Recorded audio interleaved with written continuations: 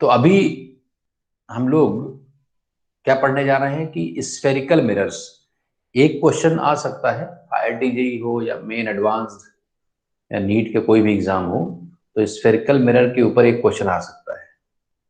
आवाज ऑडिबल है, ठीक है, कि और तेज बोलूं? सर ठीक ठीक है है। सर। ठीक है, ज्यादा तेज नहीं बोलना है थोड़ा। तो टॉपिक है स्फेरिकल मिरर्स।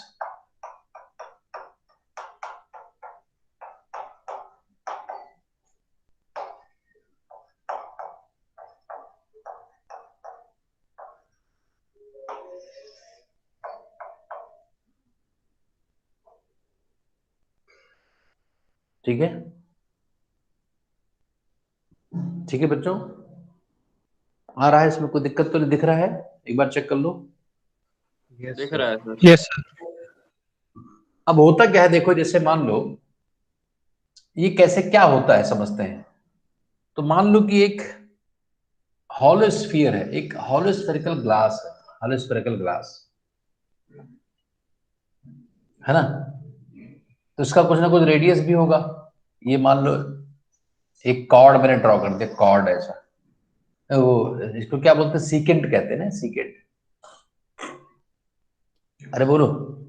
सर ये तो डायमीटर होगा। नहीं, पार कर जा रहा ना, बाहर भी से निकाल दिया। सीकेंट है कि नहीं? क्या है ये, क्या बोलते हैं इसको? हाँ, सेकंड नहीं है ये? अरे बोलो भाई बच्चों, क्या है ये?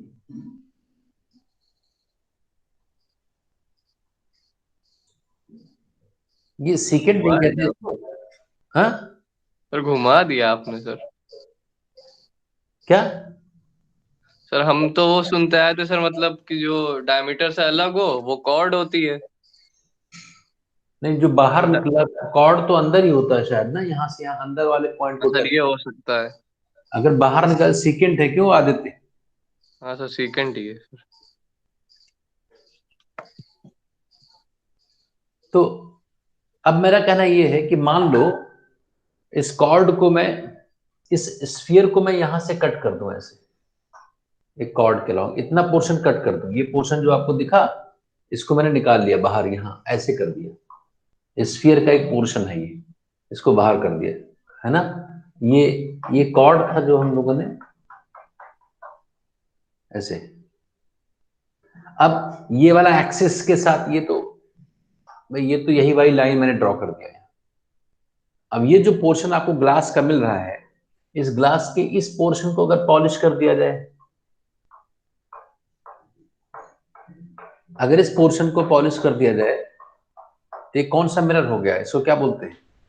कॉनकेव। ये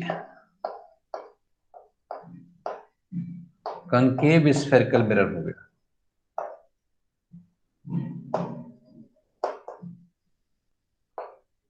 और अगर ये जो पोर्शन हमने कट किया था, इस पोर्शन को अंदर अगर पॉलिश कर दिया जाए, अंदर अगर इस वाले सरफेस को पॉलिश कर दिया जाए और बाहर वाले सरफेस रिफ्लेक्टिंग हो,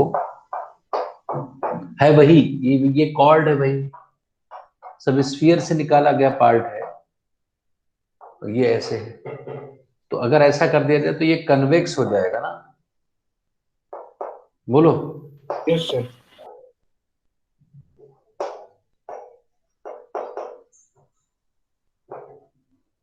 तो ये बन गया।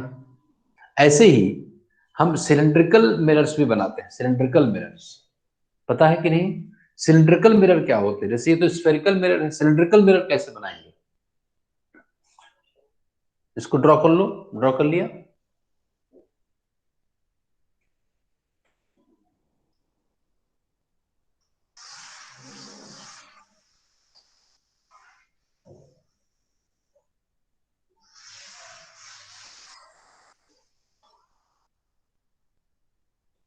अगर हम एक, मान लो एक सिलेंडर लेते हैं, सिलेंडर,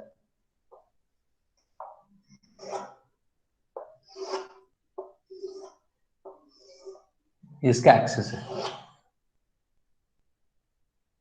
अगर मैं यहां से एक पार्ट को कट कर लूं ऐसा, ये जो पोर्शन कट कर लिया मैंने ऐसा, यहाँ पर एक पोर्शन ऐसा मिला कुछ ना, जैसे ये जो पोर्शन आया कर्व्ड सरफेस होगी कि नहीं, ये जो पोर्शन हटा दिया जाएगा, यस यहाँ सर, पे जो पोर्शन आपको कर्व्ड दिखेगा होगा। ये कर्व्ड सरफेस होगा ना, इतना ऐसे, और ये ऐसे कर्व्ड सरफेस होगा कि नहीं, ये वाला इधर वाला पोर्शन, नहीं समझे? यस सर, होगा होगा। अगर इसमें मैं बाहर को ऐसे ऐसे पॉलिश कर दूं, तो ये जो कर्व्ड सरफेस आपको दिख रही है ऐसे सरफेस, एक ऐसे सरफेस हो गया ना यहाँ पर, ये क्या हो जाएगा, ये हो जाएगा कनकेव सिलिंड्रिकल मिरर। ये समझे मेरी बात? नहीं, इस समझ गया पोर्शन सर। को इस पोर्शन को अगर मैं कट कर दूं तो यहाँ भी तो कर्व सरफेस ऐसा दिखेगा, कर्व सरफेस यहाँ रहेगा ना, ये कर्व सरफेस, बोलो। लेकिन अब ये किस यस सर। पोर्शन से निकाला गया है, ये सिलेंडर से निकाला गया है। अब इसमें अगर हम ऐसे इसको पॉलिश कर देंगे तो सिलेंडर से निकाला हुआ है, तो ये हो जाएगा कनकेव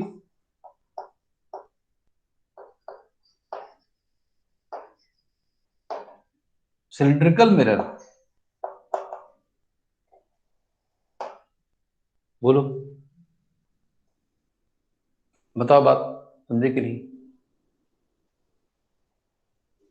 बोलो बच्चों, ठीक है?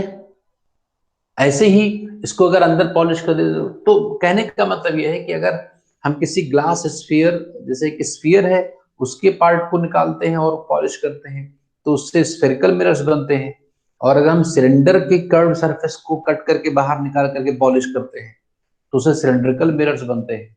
जो उभरा हुआ सरफेस है वो कन्वेक्स सरफेस है, और जो अंदर दबा हुआ सरफेस है उसको हम कनकेव सरफेस कहते हैं। तो ये दो टाइप्स के मिरर्स हम लोग बना सकते हैं, इसमें इतना कोई कंफ्यूजन अभी तक नहीं होना चाहिए।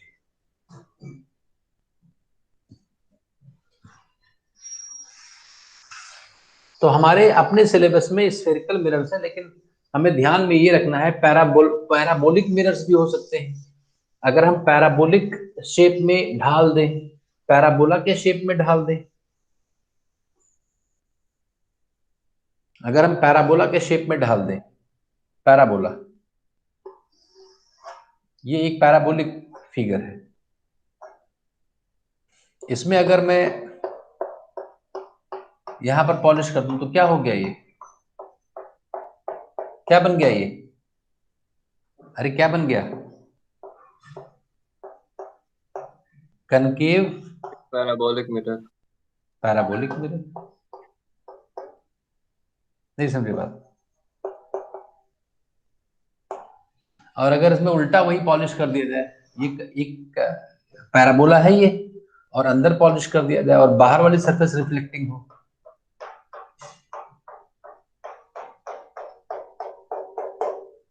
तो ये क्या हो गया, कन्वेक्स पैराबोलिक मिरर। बोलो, समझो बात को बच्चों, बताओ। Yes sir. तो ये तो कन्वेक्स का मतलब कि उभरा हुआ सरफेस, कनकेव का मतलब अंदर, लेकिन वो सरफेस कौन सा है, नहीं समझे? वो सरफेस कहां से लिया गया है, स्फीयर से कट किया गया है कि सिलेंडर से कट किया गया है, उसके ऊपर हमारी चीजें डिपेंड करती हैं कि कैसे डिफाइन करते हैं। तो ऐसे हम डिफरेंट शेप्स के मिरर्स बना सकते हैं। क्लियर है यहां तक? बताओ बच्चों।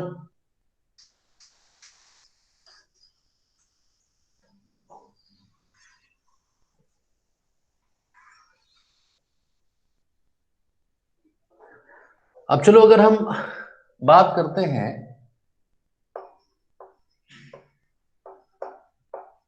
कनकेव स्फेरिकल मिरर की, बात करते हैं, चलो concave spherical mirror,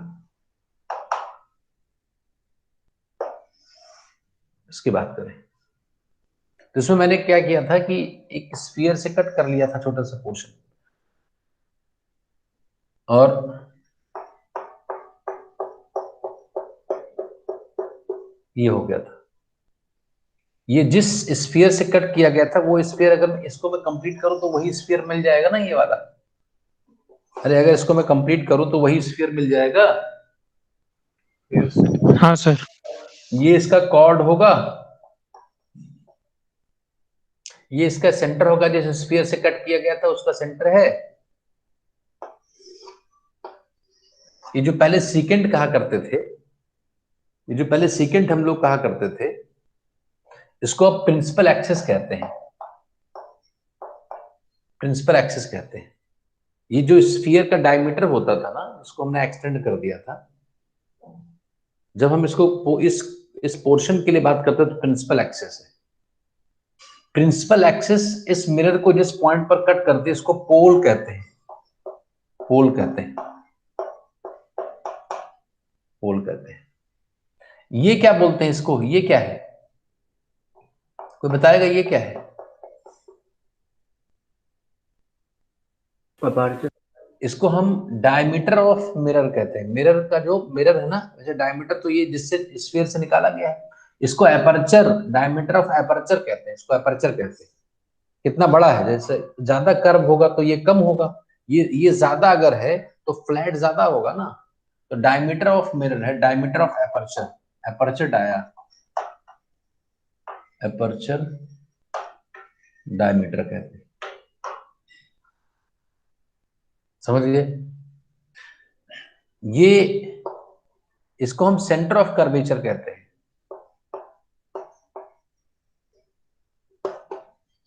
centre of curvature. और पोल और सेंटर ऑफ कर्वेचर के डिस्टेंस को हम रेडियस ऑफ कर्वेचर कहते हैं।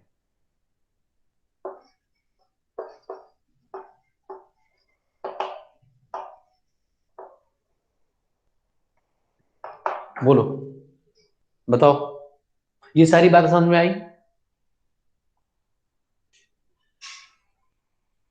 जल्दी बोलो, कोई डाउट? हेलो? अरे, कोई डाउट? No sir. ये तो ठीक है ना, जो बेसिक चीजें हैं वो आपको समझ में आ जाना चाहिए।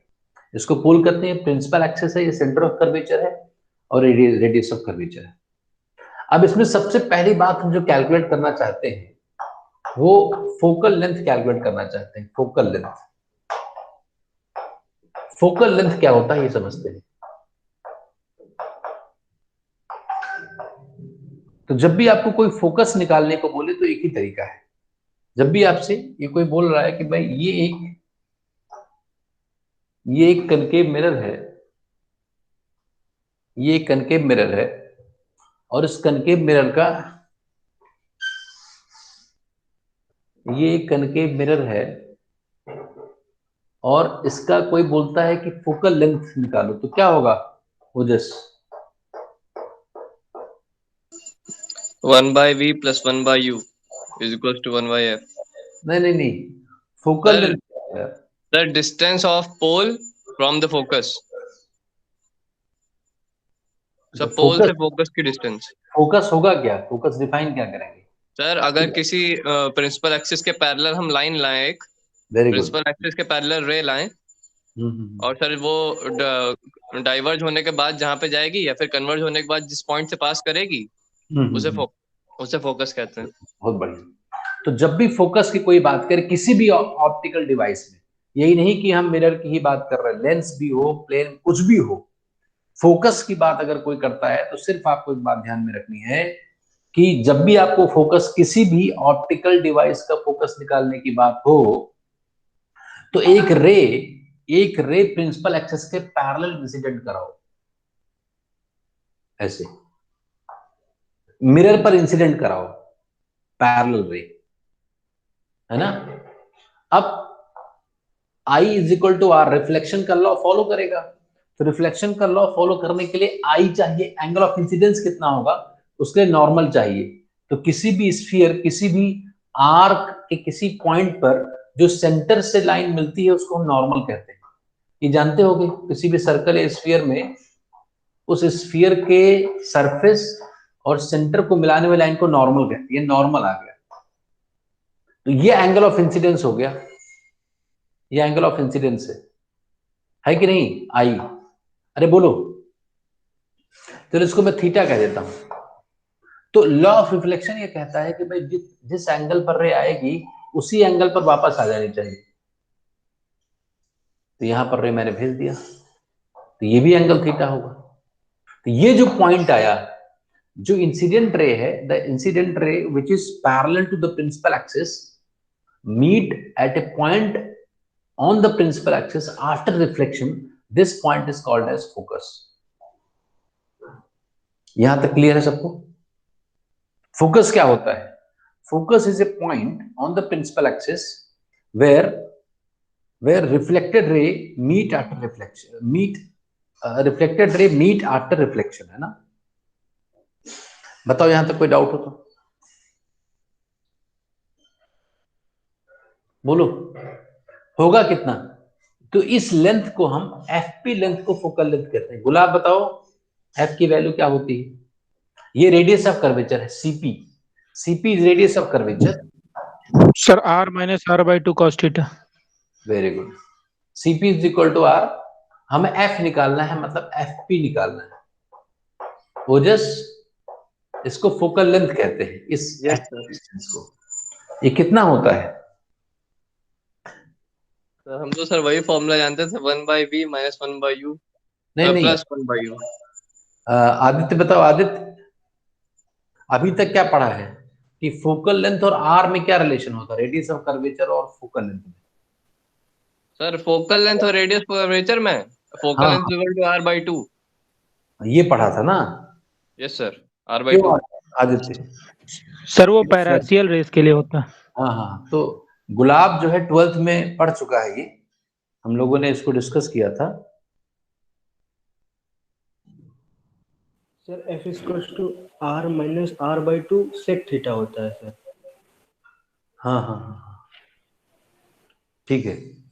तो देखो क्या होता है, ये अगर हमें देखना है, अब हमें निकालना है, ये डिस्टेंस निकालना है। चलो, ये ट्रायंगल तुम्हें दिख रहा है, तो ये बताओ कि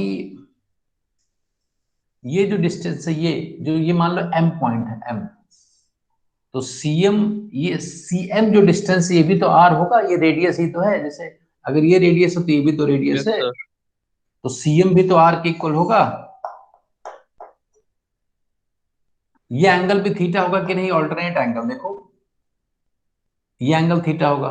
तो ये जो ट्रायंगल है, ये आइसोस्केलेस ट्रायंगल हुआ कि नहीं? आइसोस्केलेस बोलो।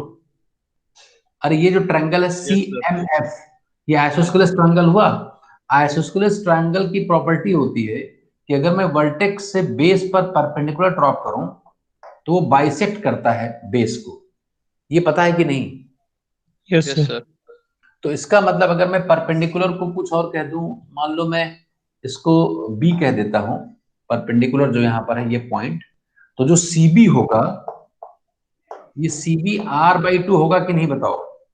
Yes sir.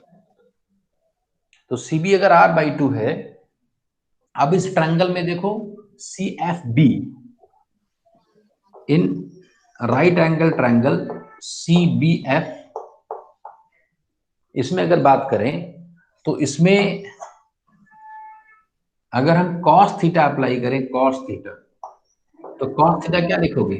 CB मतलब r/2 बाई CF। तो CF क्या आ गया? r/2 cos थीटा आया कि नहीं? Yes sir. तो अब जब CF आ गया और FP निकालना है, तो FP क्या होगा? FP is equal to CP minus CF होगा। Yes sir. तो FP ही तो फोकल लेंथ है जो निकालना है हमें। CP था R, तो R minus r/2 cos theta, ये फोकल लेंथ की वैल्यू आ गई।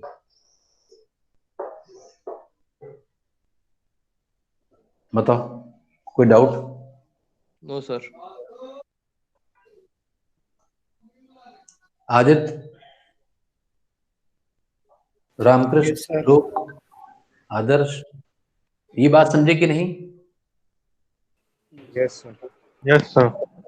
इसको याद नहीं करना है हमें, जैसे ये स्कूल लेवल तक तो ये चीजें याद करने वाली चल जाती है। जब कंपटीशन की हम बात करते हैं और खासकर IIT की बात करते हैं, तो IIT की बात जब करेंगे तो हम याद करके जाएंगे तो गड़बड़ हो जाएगा।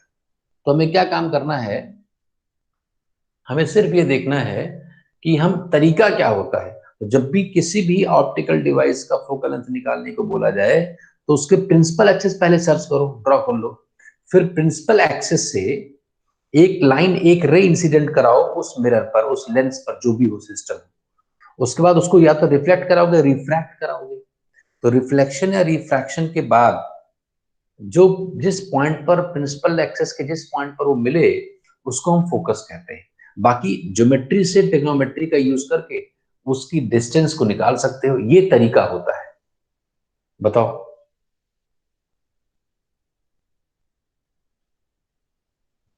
Aditya, yes sir. बात समझे? Yes sir. तो इस तरीके से हम फोकल लेंथ कैलकुलेट करते हैं।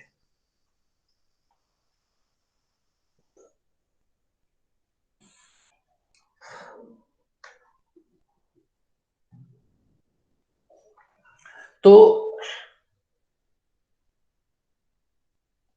फोकल लेंथ तो एंगल ऑफ इंसिडेंस का फंक्शन है, एंगल ऑफ इंसिडेंस पर डिपेंड करेगा।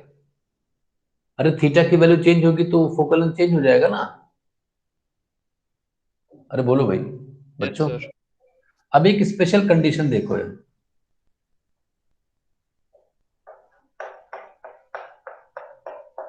मान लो ये फिर से कनकेव मिरर है और यहां ये इसका प्रिंसिपल एक्सिस हो गया।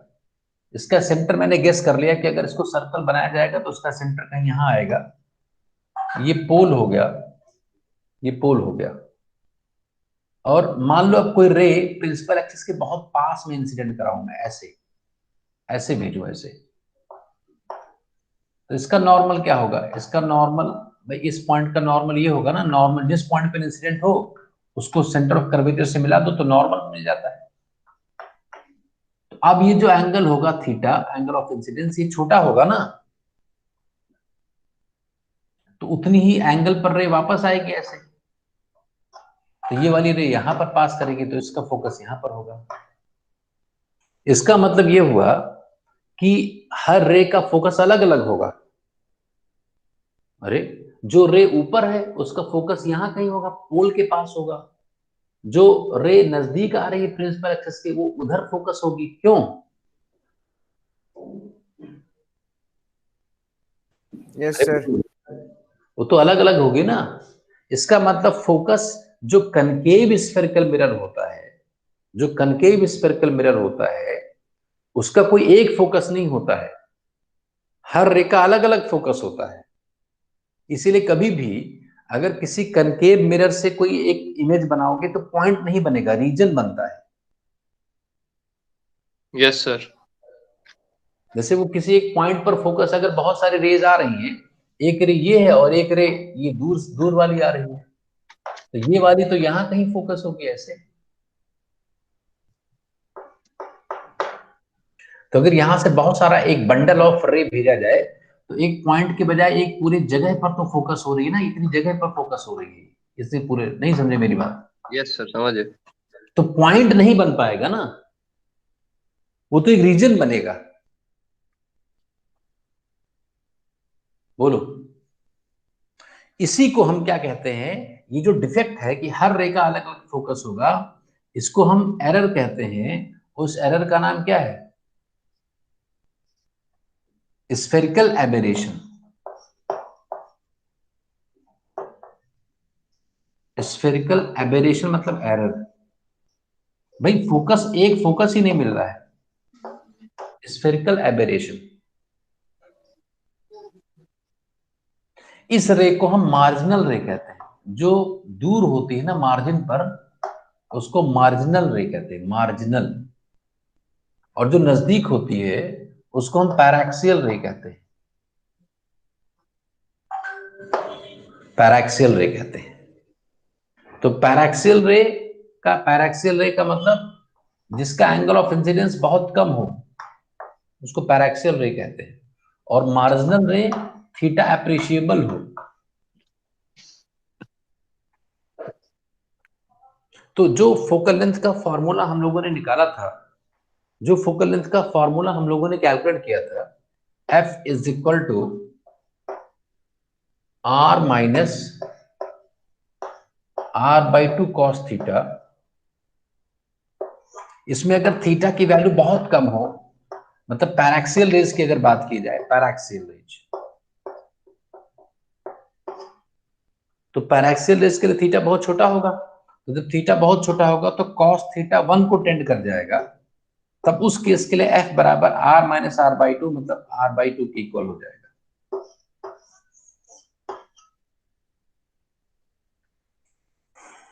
डाउट बोलो बच्चों। आदित्य, कोई डाउट नहीं, ओजस, रामकृष्ण, कोई डाउट नहीं सर। नो श्लोक। Doubt sir. तो ये जो एफ बराबर आर बाई टू कहते हो, ये किसके लिए वैलिड है?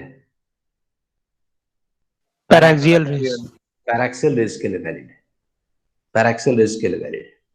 वैसे बेसिक फॉर्मूला अपना ये है, R minus R by two cos theta. अब ऐसे तो किसी भी मिरर का एक फोकस होगा ही नहीं ना, उसको अलग अलग फोकस होंगे, फोकाई होंगे। तो इसको एबेरेशन कहते हैं कि किसी भी ऑप्टिकल इंस्ट्रूमेंट का, ऑप्टिकल डिवाइस का अगर सिंगल फोकस नहीं है तो एरर है ना, गड़बड़ है, तो उसको एबेरेशन कहते हैं। समझ गए? इसको दूर करने के लिए, इस एबेरेशन को, इस एरर को दूर करने के लिए क्या करना चाहिए?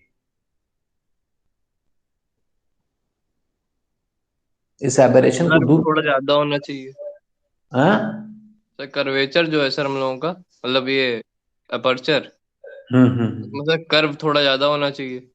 हाँ, तो प्लेन की तरफ चला जाएगा ना, तो उसको और दिक्कतें हो जाएंगी। फिर वो प्लेन मिरर ले लो ना सीधा। अरे नहीं सर, जैसे सर वो पैराबोलिक मिरर नहीं होते हैं सर। हाँ, पैराबोला, अगर पैराबोलिक कर दें तो ये हाँ एबेरेशन खत्म हो जाएगा। हाँ सर, पैराबोलिक मिरर का सर वो एकदम सेंटर, वो फोकस सेंटर्ड होता है बिल्कुल पैराबोलिक पॉइंट। मिरर में क्या होता है कि चाहे मार्जिन पर रे हो, चाहे प्रिंसिपल एक्सिस से दूर हो या पास हो, से पैराबोलिक मिरर अगर है, अगर पैराबोला है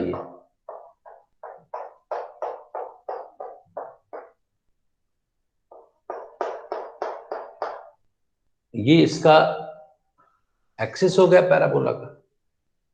अब इसमें पैराबोला में खास बात ये होती है कि चाहे मार्जिन पर रे आए, तुमने पढ़ा होगा कि कोई भी रे आए, फोकस से ही पास करेगी। इसका फोकस के कोऑर्डिनेट्स निकाल लेते हैं हम लोग, याद करो।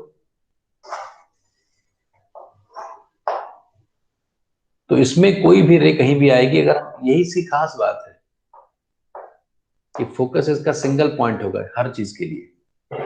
तो पैराबोलिक मिरर्स हम यूज करना चाहिए। अगर हम पैराबोलिक मिरर यूज करेंगे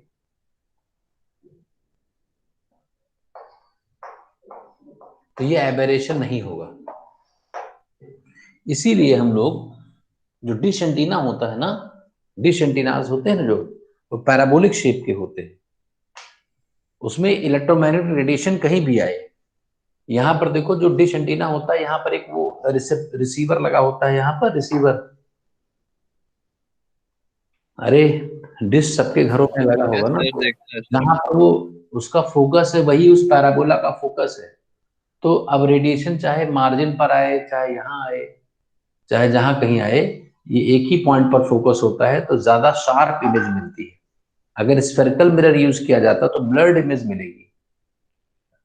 समझ गए ना? तो स्फेरिकल एबेरेशन को हटाने का तरीका सबसे अच्छा क्या है कि हम लोग स्फेरिकल एबेरेशन है ना, मतलब स्फीयर की वजह से एबेरेशन, तो स्फीयर ही हटा दो, पैराबोलिक कर दो।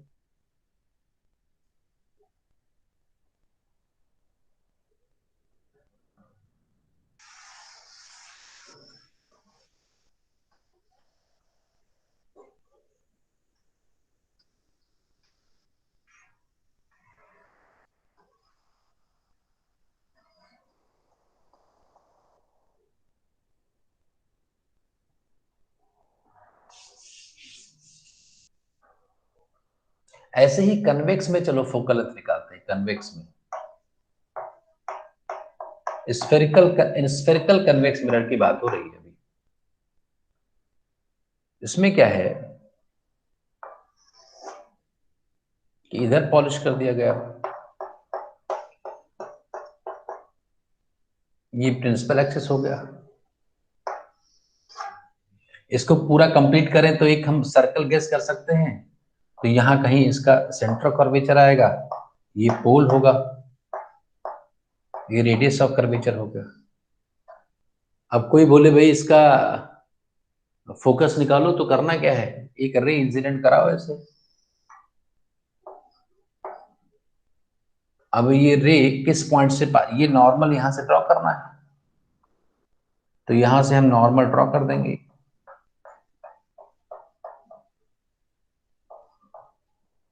नॉर्मल ड्रॉ कर देंगे तो भाई ये एंगल ऑफ इंसिडेंस है, तो उतने एंगल पर ये रे चली जाएगी ऐसे उधर की तरफ। तो ये अगर थीटा है तो ये भी थीटा होगा, angle I is equal to angle R. तो अब ये जो रे गई ये प्रिंसिपल एक्सिस को कट नहीं कर रही है, लेकिन अगर हम इसको एक्सटेंड कराते पीछे, अगर मैं वहां से कोई देख रहा है, अगर यहां से कोई देख रहा है इस रे को, तो वो कहेगा कि भाई ये रे यहां कहीं से आ रही है, उसको यहां से आती हुई रे नहीं दिखाई पड़ेगी। भाई अगर कोई देखता है तो ये रे नहीं दिखाई पड़ेगी उसको तो अगर यहां से मैं देख रहा हूं तो ये रे उसको यहां कहीं से चमकती हुई दिखाई पड़ेगी। तो ये फोकस हो गया, ये वर्चुअल फोकस है ना, बोलो। Yes sir. ये वर्चुअल फोकस कन्वेक्स का ये डाइवर्जिंग मिरर कहा जाता है, क्योंकि ये रेज को प्रिंसिपल एक्सिस से दूर भेज देता है, तो डाइवर्जिंग मिरर है। और जो पहले वाला मिरर था कनकेव, वो कन्वर्जिंग मिरर है। ठीक है ना। अब आगे देखते हैं कि अगर हमें रिलेशन वही है, एफ बराबर आर, मार्जिनल रेज के लिए F is equal to R minus R by two cos theta, और पैराक्सियल रेज के लिए F is equal to R by two. ये हम लोग यूज करेंगे, क्योंकि अपने सिलेबस में पैराक्सियल रेज है। जब भी आईआईटी में क्वेश्चन आता है तो उसमें लिखा होता है कि पैराक्सियल रेज की बात हो रही है, उसमें मेंशन्ड होता है, उसमें घबराने की जरूरत नहीं होती है। अब भाई इमेज फॉर्मेशन क्या है ये समझते हैं हम लोग।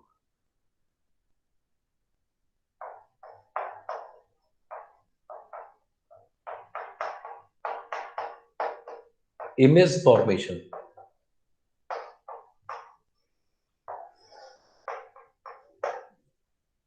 तो इमेज फॉर्मेशन में पहले कन्वेक्स कनकेव मिरर में लेता हूं।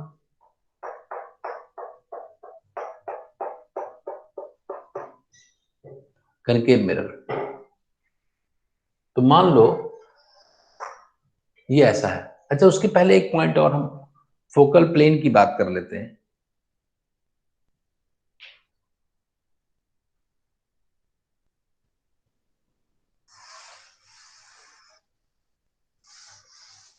फोकल प्लेन की बात करते हैं।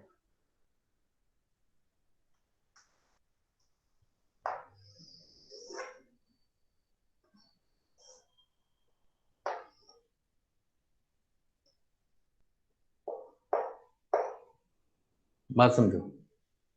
अच्छा ये बताओ, अगर एक पैराक्सियल रेस है, अभी पैराक्सियल रेस की हम लोग बात कर रहे हैं, एक रे ऐसे आ रही है और एक रे ऐसे आ रही है, दोनों पैराक्सियल हैं, तो हालांकि एबरेशन तो जरूर होगा, लेकिन ये दोनों रेस कहीं एक पॉइंट पर फोकस हो जाएंगी। ऐसा मान लो यहां पर दोनों मिल गई, हालांकि मिलेगी नहीं, लेकिन मतलब इतना दूर दूर भी नहीं होगी, इसको हम फोकस कह सकते हैं, ये फोकल पॉइंट पर मिलेगी। बात समझे कि नहीं? अरे ठीक है। Yes sir. अब ये बताओ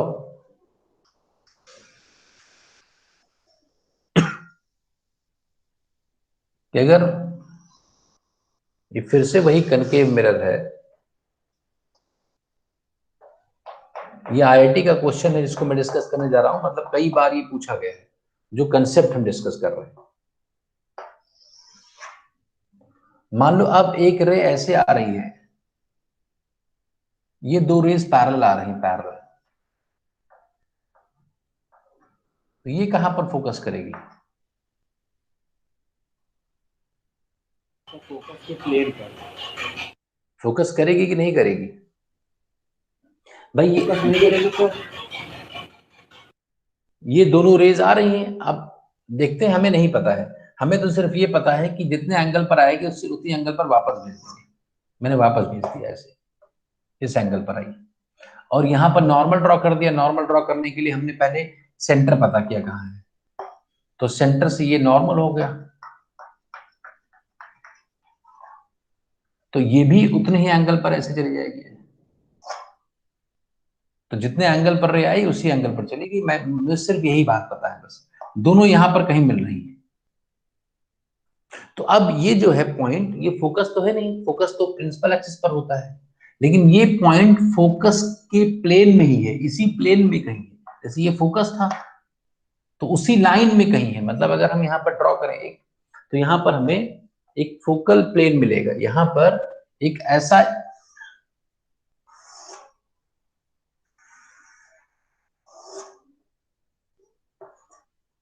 दिख रहा है, ये फोकल प्लेन कहा जाता है। अरे बात समझे कि नहीं? तो ये फोकस के नीचे ही मिलेगा कहीं पॉइंट।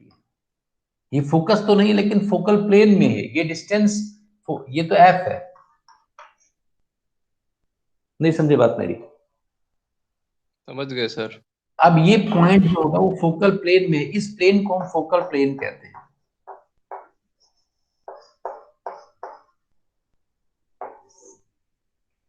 इस पर एक क्वेश्चन देख लेते हैं।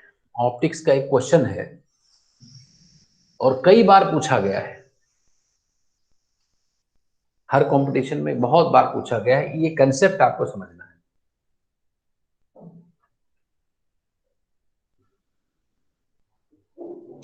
तो मान लो ये कोई एक, मान लेते हैं ये एक कनकेव मिरर है।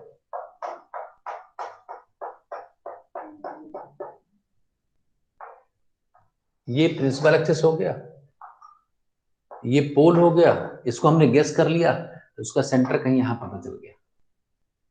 ठीक है ना? यहां पर मान लो मून है या सन है, सन चमक रहा है यहां पर, ये सन है, रेडिएशन ऐसे चमक रहा है। इसका डायमीटर गिवन है सन का, तो इसका फोकल लेंथ एफ गिवन है और डिस्टेंस गिवन है सन और इस मिरर अर्थ के बीच में।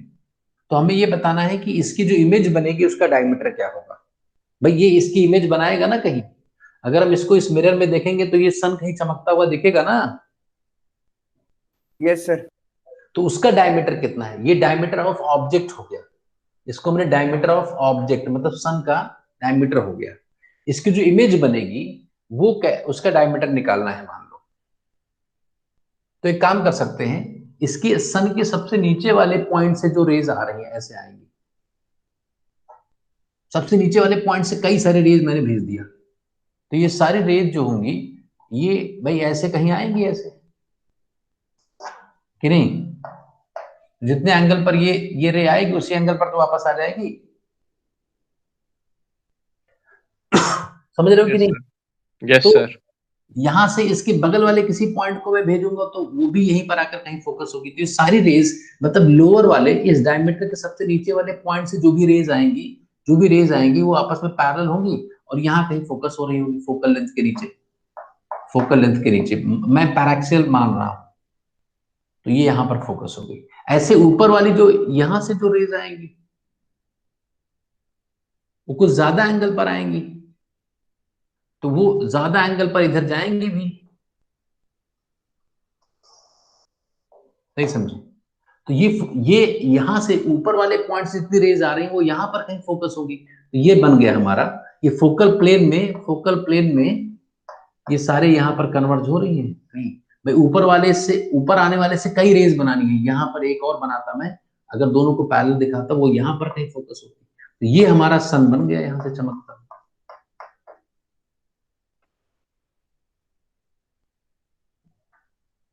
बोलो, ये जो एंगल है, ये दोनों इस एंगल को अगर मैं अल्फा कह दूं, चलो अल्फा, तो ये वाला एंगल भी तो अल्फा होगा। हेलो?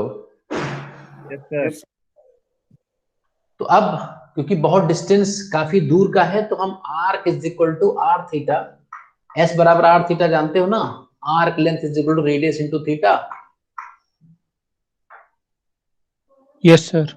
ये इसको अगर मैं आर्क मान लूं तो यहां पर आर्क लेंथ मतलब डायमीटर ऑफ ऑब्जेक्ट, यहां पर क्या हो जाएगा, डायमीटर ऑफ ऑब्जेक्ट क्या हो जाएगा, diameter of object is equal to distance of sun and earth, जो डिस्टेंस गिवन दिया है ना, डिस्टेंस ऑफ सन अर्थ, यही तो रेडियस होगा ये। अगर मैं इसको आर्क मान रहा हूं, ये समझ रहे हो कि नहीं, मैं ये देखो एक आर्क बन रहा है, ये वाला आर्क, समझ रहा। तो इस आर्क में अगर ये चीजें मैं अप्लाई करूं तो यही तो होगा। तो D S C into theta, theta की जगह अल्फा रेडियंस में होना चाहिए। अब इस वाले आर्क की बात कर लो, ये वाला आर्क, ये जो बन रहा है, यहां पर ये डायमीटर ऑफ इमेज है ये, तो diameter of image is equal to, ये डिस्टेंस फोकल लेंथ होगा। थोड़ा सा भाई ये पैराक्सियल रेज होगी तो कुछ एरर जरूर होगा, लेकिन हम मान लेते हैं कि फोकस के बराबर है लगभग, तो इसको हम फोकस मानो। तो फोकस अगर मान लो तो क्या होगा, ये फोकस यार, ये डिस्टेंस लगभग इसके इक्वल मान लो, लगभग एफ अल्फा हो जाएगा, डिवाइड कर दो, आंसर आ गया। डिवाइड कर दो, आंसर आ गया। क्या आ गया, diameter of image is equal to by diameter of object is equal to focal length of the mirror divided by distance of sun and earth.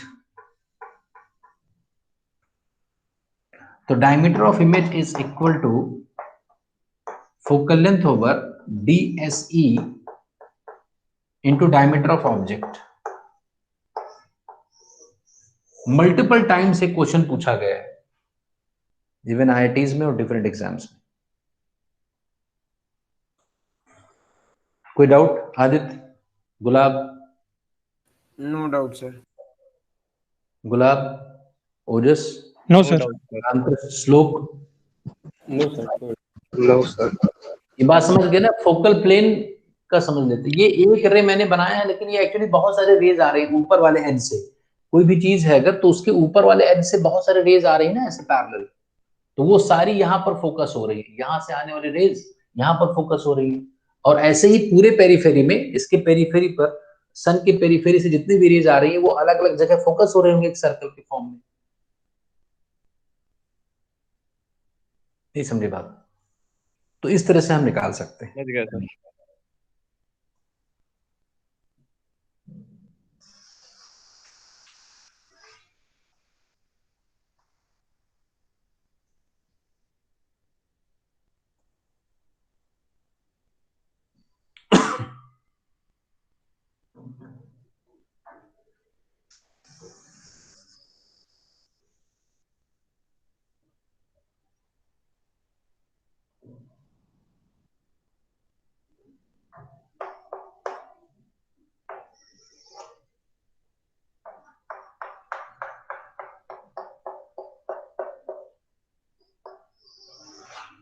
ये पोल हो गया। इसको पहले गेस किया करो, जब भी ड्राइंग करो ना तो रफ में ड्राइंग करो, तब भी इसको गेस करके, क्योंकि जितना गेस वर्क सही होगा, जितना इसका सेंटर वगैरह सही निकालोगे ना, उतना अच्छा तुम्हारा कैलकुलेशन सही होने के चांसेस।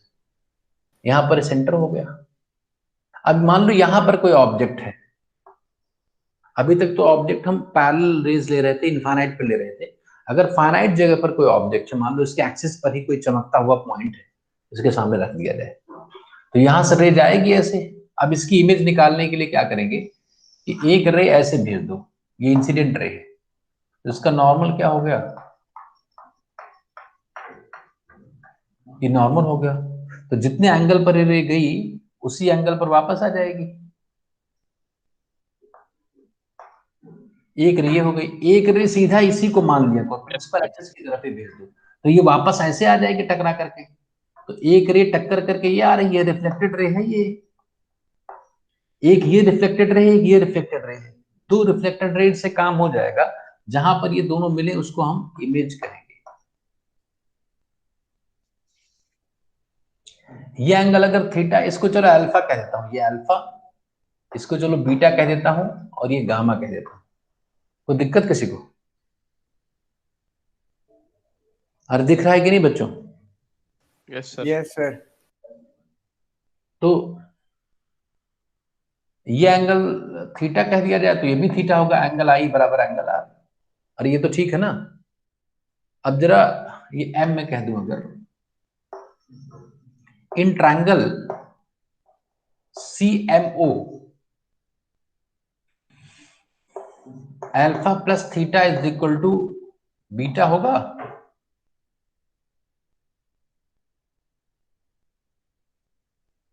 Yes sir. है ना? और इस वाले ट्रायंगल में, इन ट्रायंगल CMI में क्या होगा? Beta plus theta is equal to gamma. Yes sir. Yes sir. Beta plus theta is equal to gamma.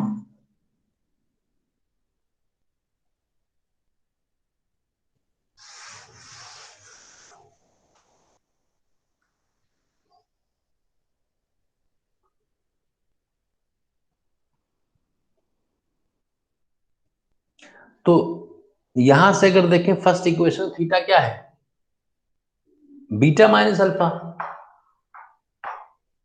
अरे यही तो है। यहां से थीटा देखें तो क्या है? Gamma minus beta.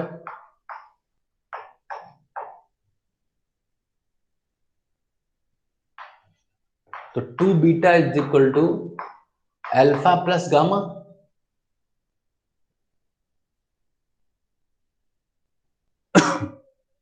बोलो भाई बच्चों। Yes yes sir. सर।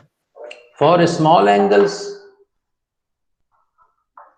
अगर ये सारे स्मॉल एंगल हैं तो बीटा को साइन बीटा टैन बीटा ले सकते हैं। तो जहां पर बीटा है वहां टैन बीटा लिखा जा सकता है पैराक्सियल रेस के लिए, और ये टैन अल्फा लिखा जा सकता है, ये टैन गामा लिखा जा सकता है। टैन बीटा कितना होगा? टैन बीटा पैराक्सियल रेस के लिए एम पॉइंट बहुत नॉर्मल ड्रॉ करिए। हाँ, ये एम पॉइंट जो हम पी को एम से कॉन्साइड मान लेंगे, ये यहाँ पर मान लेंगे। जब ये रे बहुत पैराक्सियल होगी, जब थीटा की वैल्यू बहुत छोटी होगी, तभी हम टैन लिख पाए हैं। तो जब थीटा की वैल्यू बहुत छोटी होगी तो एम पॉइंट, ये जो इसका फुट परपेंडिकुलर है वो पी से कॉन्साइड करेगा लगभग, तब हम टैन बीटा कितना लिखेंगे? MP by CP, 2MP by CP। Tan alpha क्या लिखेंगे? Tan alpha MP by OP। MP by OP। और टैन गामा क्या लिखेंगे? MP by IP। ये कैंसल आउट हो गया। क्या आ गया यहां? 2 by CP is equal to 1 by OP plus 1 by IP।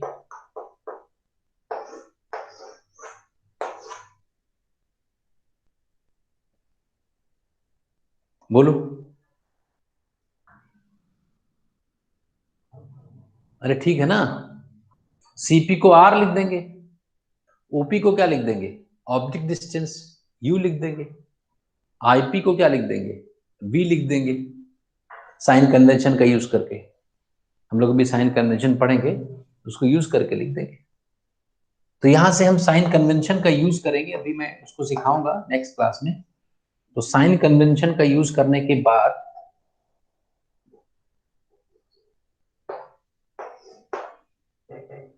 ये आ जाएगा 2 बाई R